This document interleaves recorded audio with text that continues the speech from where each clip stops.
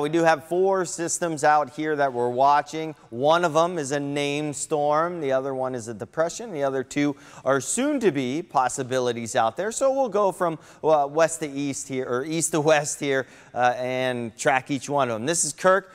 Looking at 40-mile-per-hour winds. No big changes with the 11 o'clock advisory. It's moving pretty quickly here. It will strengthen to about a 60-mile-per-hour tropical storm is in the forecast, and then it will weaken as it encounters some westerly shear once it gets closer to the Caribbean here, right around Barbados by Thursday. That is. All right, so the models on this, pretty good agreement until it gets close to the Caribbean. Then it's all over the place because the strength of it is in question. So, or if it's even there. A lot of the models make it disappear once it gets into the Caribbean. But something to watch here. Still uncertain whether it's going to bother us or not. Still way too far out in advance here. What we do know about Tropical Depression 11, it will be history by tomorrow or at most the day after. And this one will not bother us. Its life is very limited here as it'll die out before it gets to the Caribbean. Now this Invest 98 here, this is a